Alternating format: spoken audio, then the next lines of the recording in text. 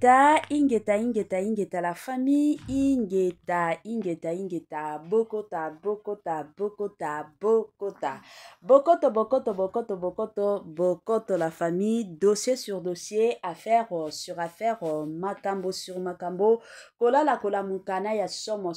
kola mukana ya moto, kola mukana ya koinda, sava inda, ezo inda, nandenge moko ya somo, penza mingi makasi.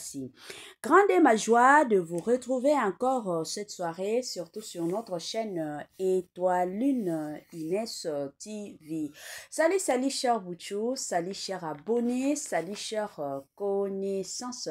salut surtout les amis de Étoile Lune Inès TV. J'espère que vous allez bien. Quant à moi, je suis le bien, super bien, par la grâce de Dieu. Chers Bouchou, chers abonnés et chers connaissances,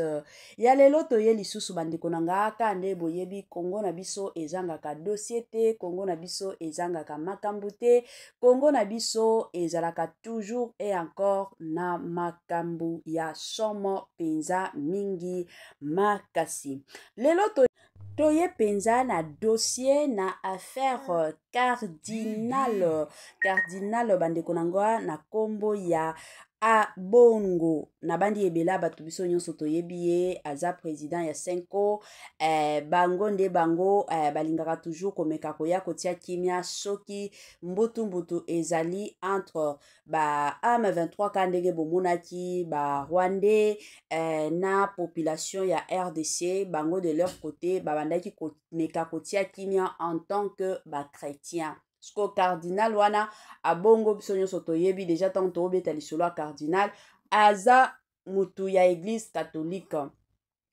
Bande wananga ka ndenge ezalaki ebela batu na bandi bayebi akendaki ko représenter mboka na biso na Rwanda. Il fallait akende ka ndenge ezalaka bakoma kuna ba association na bango ya bato ba catholique ba o nyonso ba misanaka kotia mwa kimia bande konanga eye kosala mwa mbutu wa makasi eye kosala somo makambo nini papa na biso Abongo akendaki kosala kuna makambo nini akendaki koloba bande konanga alobi makambo moko nga moko na se santaki penza humilié en tant qu'une congolaise en tant qu'une patriote na se santaki penza humilié na bandai ko kanisa kutu teke no papa wana akokaki ko binisa ba makambo ya bongo mais à ma grande surprise bande konanga esala kinga pasi na motema esala kinga penza pasi parce que ce n'est même pas la première fois tout le monde a kaye na ba émission akotaka pona koya ko sabola mingi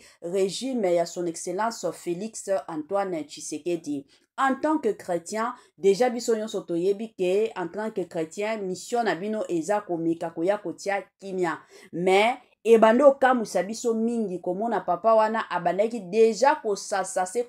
kosabola son excellence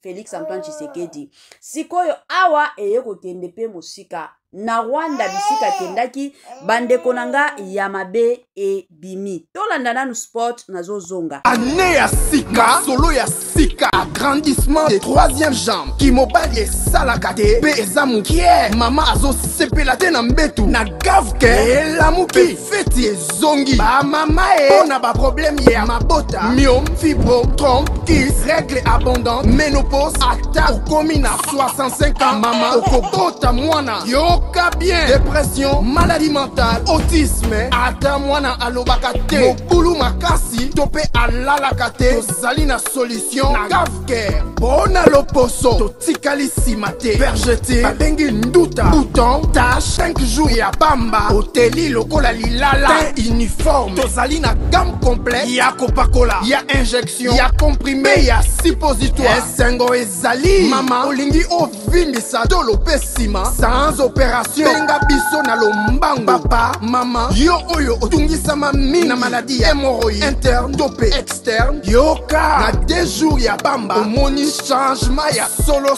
ebongo na bokono ya diabète AVC tension tope obésité gavker golo solution perte de poids naturellement okokota salle de sport teo na kisi ya comprimé pe injection na gavker ozongi mobile mobimba. Ba produit na biso ezali 100% naturel et salemi na ba plan industrie Allemagne pe Angleterre. Na Gavke oko sepela.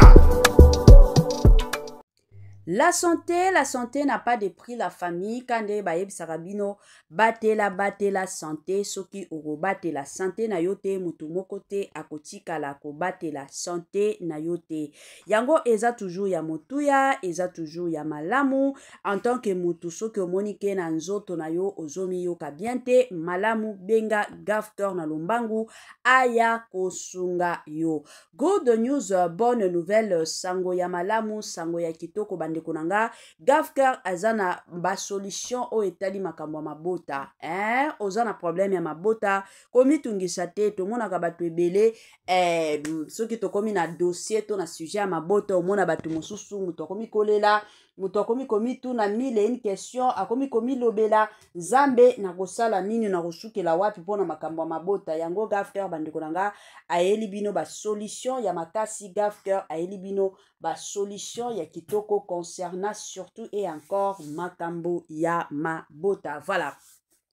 Bandeko nanga ka ndenge na obeta lisolo awa ya papa na biso abongo cardinal abongo bandeko nanga makambo oyo akendaki kobimisa na Rwanda eza makambo moko esali pasi pas seulement pour nous les Congolais esali pe bandeko na biso o bazali banda mboka pasi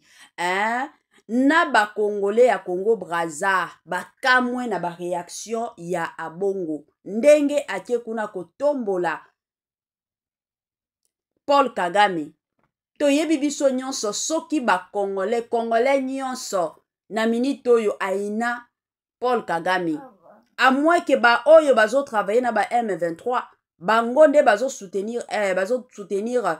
Paul Kagame mais la plupart de nous Congolais to sepelaka na Paul Kagame ata mukete. Pourquoi? Parce que la plupart ya bandeko na biso ba Congolais lelo oyo bakufa na mutu ya Paul Kagame wana. Lelo oyo ba Congolais lisusu bazate eza na mutu ya Paul Kagame wana. Mais koya kovanda ka boye to ya komona ndeko na biso Congolais oyo tobengaka basala nzambe. Oyo biso tozo talela keno ba oyo nde bakosala ke kimia ekota na mboka na biso mais malheureusement batuana nde baza la base bazo encourager ennemi ya mboka na biso bazo encourager mutu oyo azobomiselaka biso bandeko oyo azotangisa se kotangisa makila ye ake kokumisa ye ake kotombola ye bandeko nanga ezo sala penza pasi kande na yebisaka bino en tout cas nga na lingaka toujours koya ko salela bino ba preuve ko tiela bino ba preuve nyonso na lingaka te ke no kanga na ya na loba na pesa ba explication te na olinga penza video oyo mutu nyonso alandango ayoka cardinal abongo makambo akendaki kobimisa bandeko nanga esika bikanda nanga ezo ya na bandi ba o nyonso bakolanda penza video wana bako comprendre bisika kanda nanga ezo ya en tout cas bandeko nanga ezo sala pasi ya makasi natikala kondima te ke papa oyo un jour akoki kosala na Congo na biso makambo ya bongo mais lelo oyo toye kolala kolamuka papa oyo aye kobimisa ba dossier ya bongo bandeko nanga en tout cas babilo mosusu kana etolobaka il faut toloba soki tokovanda kimia mutu ya koya kosunga biso azate pe akotikala kozala te biso moko ka ba Congolais situation mosusu soki bomoni yango bien te eza toujours bien boye bobeteli yango c'était en tout cas la famille sans plus tarder nazotika bino bolanda nanu makambo oyo cardinal abongo ayaki kobimisa ngana ozonga nanga ka sima pona koya ko continuer moi analyse na biso kaka ndenge esengeli tolanda et on se retrouve juste après.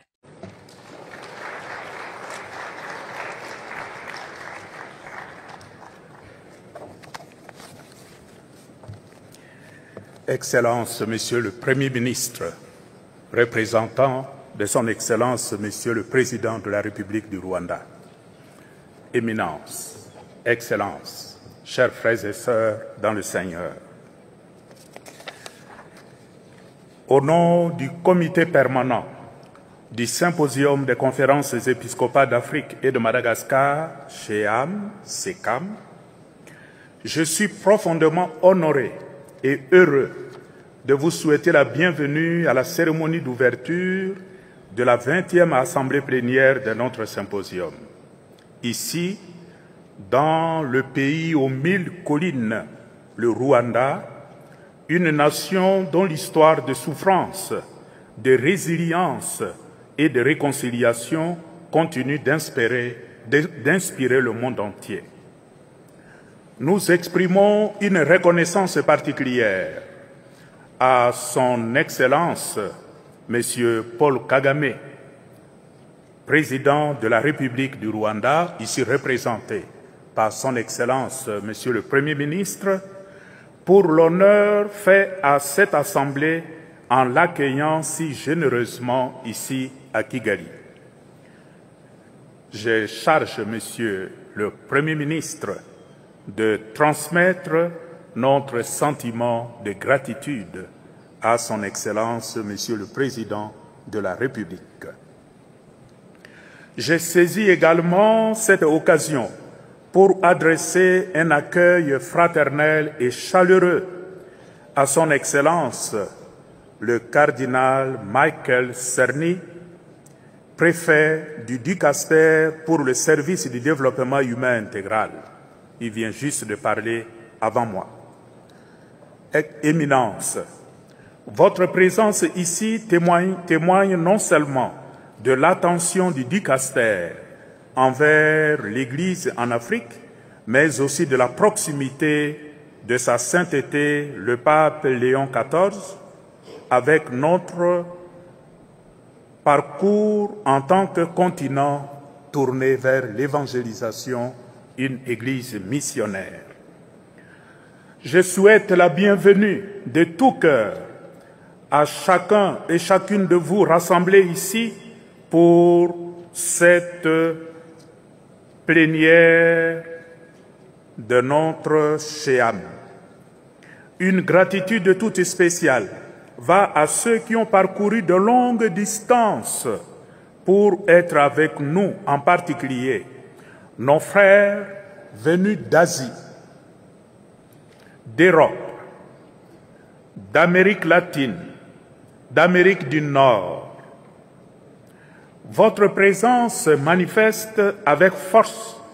notre mission partagée et symbolise l'unité fraternelle de notre Église famille des dieux en Afrique. Nous venons d'horizons culturels, linguistiques et historiques divers, mais nous sommes unis dans le Christ. Nous célébrons avec reconnaissance l'anniversaire de la fondation du Shéam, né le 29 juillet 1969 à Kampala, en Ouganda, lors de la visite historique du pape Saint Paul VI, premier souverain pontife à fouler le sol africain. Cette date est un moment sacré de mémoire et d'action de grâce. Nous remercions Dieu pour la vision et le courage de nos prédécesseurs, ces évêques pionniers qui ont rêvé d'une voie unie pour l'Église en Afrique et dans ses îles. Depuis plusieurs décennies, le Shéam rend un témoignage prophétique de l'Évangile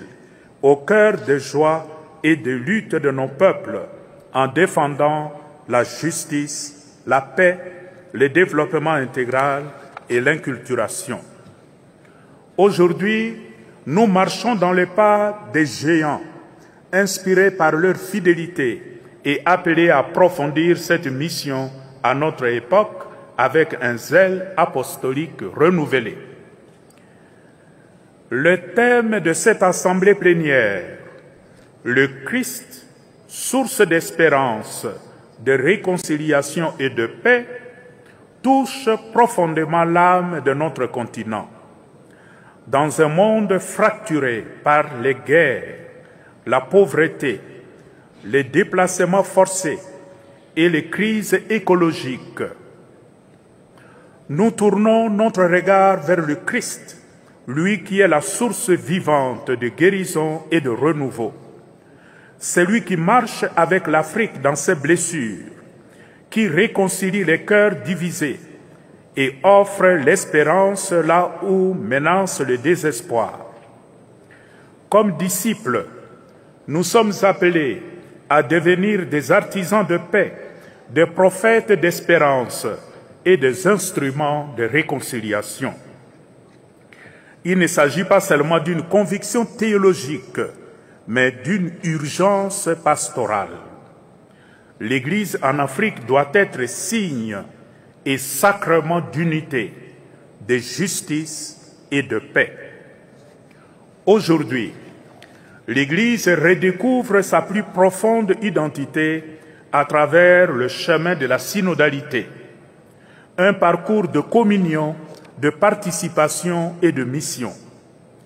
Dans cette vision renouvelée, chaque baptisé est appelé à marcher ensemble, à écouter avec attention et à discerner dans la prière. Pour nous, en Afrique, cela n'est pas une nouveauté, mais une redynamisation de ce que nous sommes. Notre expérience vécue de la communauté, du dialogue et du consensus, l'Ubuntu, on en a parlé cet avant-midi, profondément enraciné dans nos cultures, est un don précieux pour l'Église universelle. La synodalité n'est pas simplement une méthode, elle est une manière d'être Église. Elle nous invite à passer de la hiérarchie à l'harmonie, de l'individualisme à la co-responsabilité, de l'isolement à la mission. En cette assemblée, nous nous engageons à bâtir une Église synodale, une Église qui marche ensemble dans l'espérance, guidée par l'Esprit pour le bien de tout le peuple de Dieu qui est en Afrique. Nous exprimons notre sincère gratitude, comme je l'ai dit déjà, au gouvernement de la République du Rwanda et à son Excellence, Monsieur le Premier ministre qui est ici, pour l'accueil chaleureux et le soutien constant accordé au SHEAM et à tous les participants à cette assemblée. Nous remercions également l'Église du Rwanda, sous la conduite de son éminence Antoine Cardinal Kambanda, président de la conférence épiscopale du Rwanda, avec tous les évêques du Rwanda, pour leur générosité, pour leur accueil, surtout pour l'hospitalité généreuse et les préparatifs minutieux qui ont rendu possible notre rassemblement dans ce beau cadre. À nos partenaires, invités et amis des conférences épiscopales sœurs, des institutions internationales et des agences donatrices, nous exprimons notre profonde reconnaissance pour votre collaboration continue et votre solidarité dans la mission de bâtir une Afrique plus juste, réconciliée et évangélisatrice. Tenir cette 20e assemblée plénière au Rwanda, dans cette sous-région de l'ASEAC, est profondément symbolique. Ce n'est pas un hasard. Le Rwanda, comme cette sous-région, est une terre marquée par une mémoire douloureuse.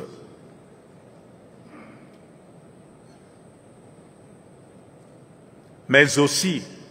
par une guérison courageuse et de nouveaux commencements. Le sang a beaucoup coulé dans cette sous-région, cette partie de l'Afrique. Et le sang continue à couler dans cette partie de notre continent. Notre présence ici n'est pas un hasard. Elle témoigne de l'engagement durable du SHEAM en faveur des valeurs de réconciliation, de vérité et de paix. En tant qu'Église et famille de Dieu en Afrique, nous nous tenons ici en solidarité fraternelle avec une nation et une sous-région qui a transformé la tragédie en témoignage, nous rappelant que les blessures de l'histoire peuvent devenir de sources de grâce lorsqu'elles sont touchées par le Christ, source de l'espérance. Alors que nous nous engageons dans les travaux de cette 20e Assemblée plénière, nous le faisons avec un profond sens de responsabilité et une espérance renouvelée. Ces rassemblements constituent un moment décisif pour façonner l'avenir de l'Église en Afrique et dans ses îles. L'une de nos principales tâches durant cette assise consistera à finaliser et à adopter le document de la vision globale de l'Église d'Afrique de 2025 à 2050. Véritable boussole stratégique et spirituelle destinée à orienter nos priorités pastorales, sociales et institutionnelles pour les décennies à venir. Nous serons également appelés à aborder des questions sensibles et urgentes telles que l'accompagnement pastoral des personnes engagées dans des relations polygamiques. Il s'agira de proposer un éclairage qui soit à la fois fidèle à l'Évangile et attentif aux réalités concrètes vécues par nos peuples. Au-delà de ces cas particuliers, cette Assemblée représente une opportunité précieuse pour renforcer la cohésion interne des structures d'ICHEAM, encourager un leadership dynamique et approfondir la synergie entre nos conférences épiscopales régionales. En toute chose, nous désirons marcher ensemble comme une seule Église unie dans la foi, la mission et le service. Alors que nous empruntons le chemin de cette assemblée majeure, invoquons la lumière et la sagesse de l'Esprit Saint, qu'il éclaire nos esprits, purifie nos intentions et fasse naître en nous un esprit de discernement, d'unité et de ferveur pastorale. Nous confions toutes nos réflexions, nos délibérations et décisions à l'intercession maternelle de Notre-Dame de Kibéo, Reine de la paix, qu'elle nous accompagne tout au long de cette assemblée et ravive dans nos cœurs l'espérance qui ne déçoit jamais. Marchons ensemble comme une seule famille de Dieu en Afrique, appelés à être témoins du Christ, artisans de réconciliation et prophètes d'espérance pour un monde assoiffé de lumière. Sur ce, je déclare solennellement ouverte la 20e Assemblée plénière du Symposium des conférences épiscopales d'Afrique et de Madagascar. Et je vous remercie.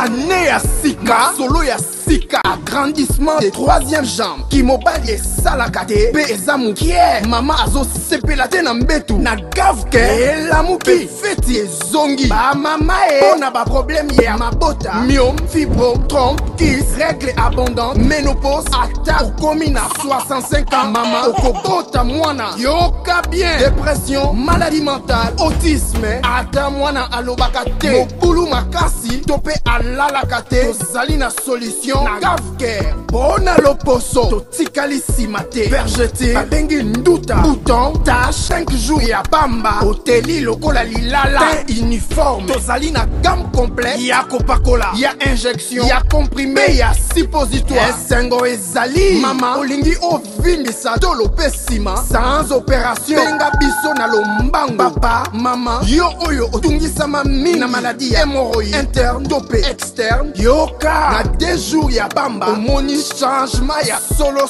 ebongo, bona bokono ya diabète, AVC, tension, topé, obésité, gavker, golo solution, perte de poids, naturellement, okokota salle de sport, teo, na kisi ya comprimé, pe injection, na gavker, ozongi mobimba. Ba produit na biso ezali 100% naturel et salemi na ba plan na ba industrie Allemagne pe Angleterre na gavke oko sepela.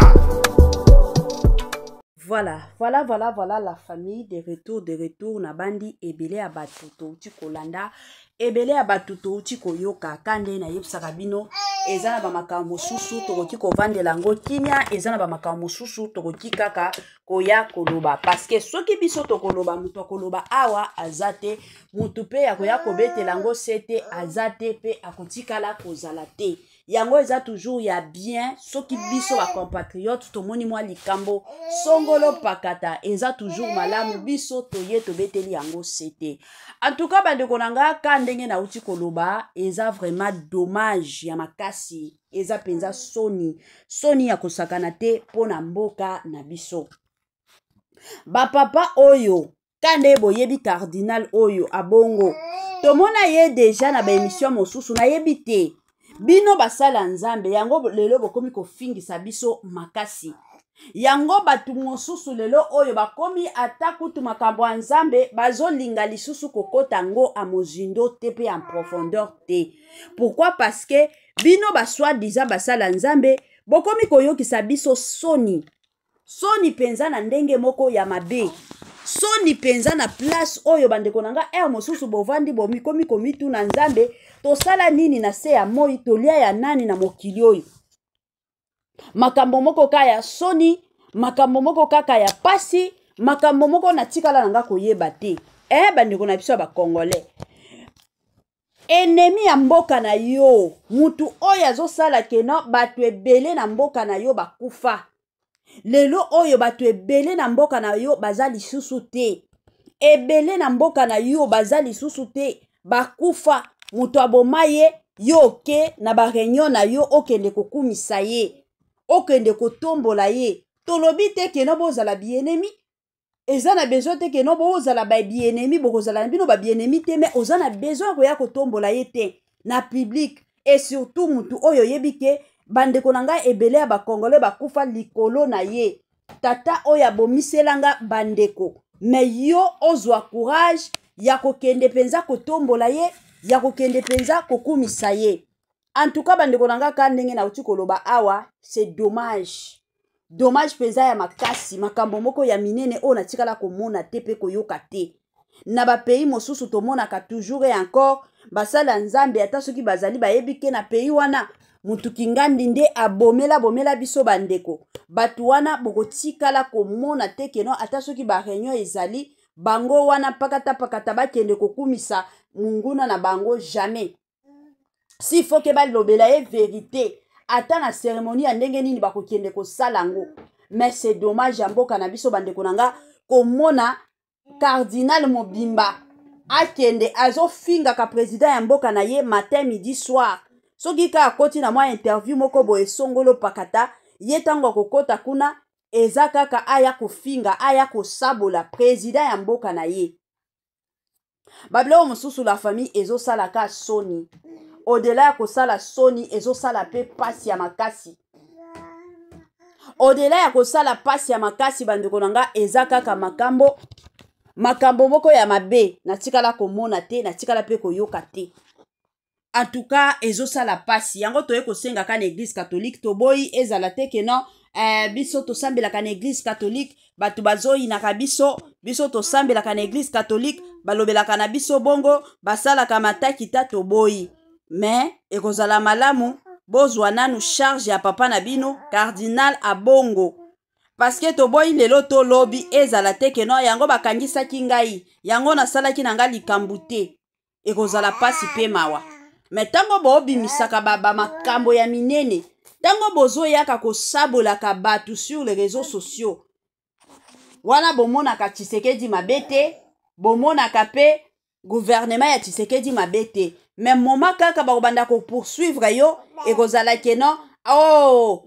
régime ya Tshisekedi eza mabe emataki ekitaki tomonaki aka basignature ya oyo son excellence Félix Antoine Tshisekedi akendaki kosigné ye cardinal abongo ayaki kosabola son excellence ayaki kosabola afingaki ye ya kosakana te alobelaki ye mais bino basala nzambe bato ya 5 boza sanse ya komeka kotia kimia solution nini oyo boyaki nango botikala koya na solution ya malonga te mais président amonaki ke population ezosila na kokufa na est ya mboka na biso bato bazokufa matin midi soir yango wana amonaki kaka ameki kosolola na bino pe bokei kosala baintervention na bino toyebi te mbongo nini bapesa bino kuna tango ka boyaki kozonga solution ya malonga etikala kozala te au-delà ya solution ya malonga etikala kozala te bosali nini bokomi kocritiquer régime à son excellence ezosala penza pasi ya makasi ole bosunga kongo na bino ekende liboso e ole bosala keno bamakambo mosusu etambola bien mais bino bozo se permettre boya sur les réseaux sociaux bokende ka ndenge okendaki wana oke ko représenter Congo ole o représenter en tant que musala nzambe okende kotombola Paul Kagame yango Paul Kagame alesaka yo ezosala soni penza pour na communauté na biso ezosala soni ya makasi po na biso ba Congolese ezosala soni bandeko nanga bablo mosusu foto lobaka bablo mosusu penza ifoto lobaka parce que soki to koloba te muto koya koloba azate pe ya kotikala kolozala te biso kaka toza censé ya koya koloba makambo moko ya soni o na tikala komona penza te makambo aboye eza kaka na Congo na biso Congo nde place okomona buzoba na buzoba na ba pays mosusu ka ndenge akendaki na kozonga na fimbo oya koya kozwa robo wana bisike kokende kokweya ye moko kanda koyeba yango bomona tana ba série ya Mobutu abando sakana te bino moko bomona ki ata ba joueur na biso babande okende soki ka batie ko jouer ba zuite tango bazozonga eza kosakana te kobeta o babande kobeta bango ebande opesa bango makasi bato abongo soki ezalaki ke toza kaka na ba série oyo ya Mobutu sali ba bêtise abongo tango zoya kaka avant batia yo nanu na prison babeti yo se kobeta yo elingaki ete ya ba mosusu pays na yo ezo souffrir ebele ya ba Congolais bakufi makila ebele ezotanga kamate midi spokwa batu bazolelaka ba famille lelo oyo ya de ces orphelins o batikali bazana ba parenté batikali na balabala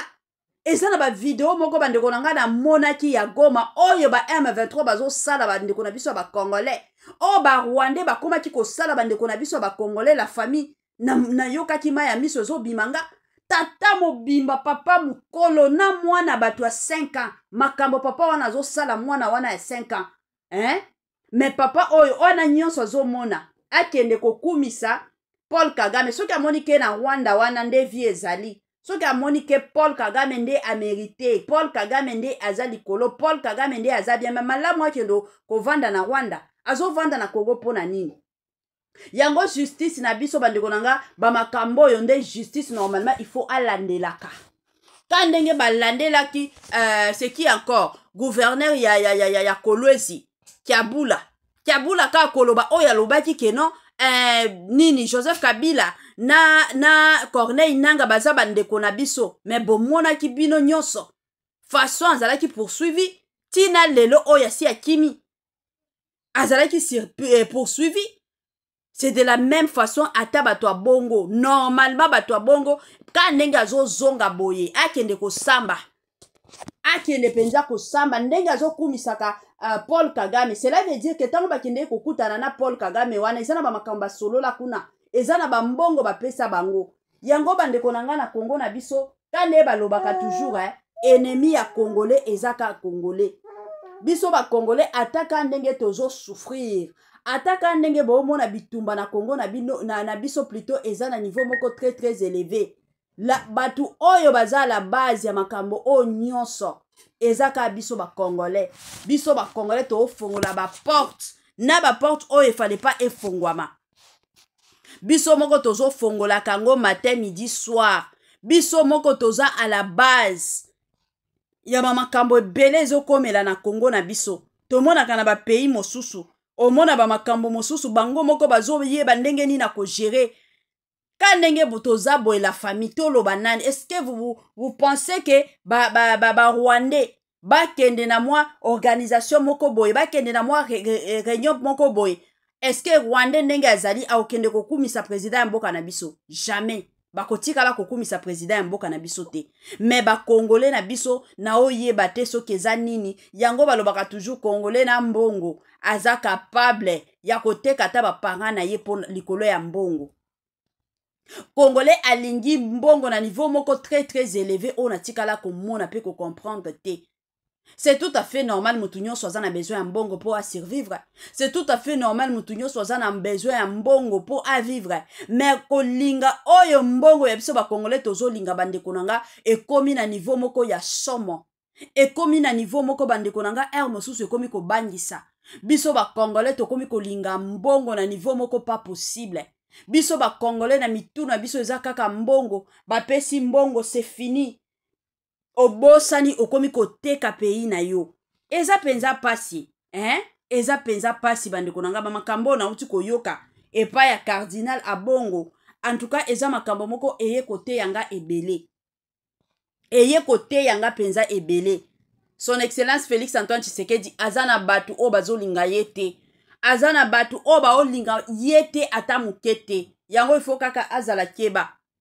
Ezalaka toujours bien bo travailler na bato yebi ke bozo yokana, bozo travailler na bato na absence na yo bako défendre yo. Ozana bato na absence na yo bako bunda po na yo. Ke kozalaka na bato moko soki ozate bazo tonga yo, soki ozate ba oloba mabe mosusu ka ndenge abongo uti kosala awo. Azata kuna te.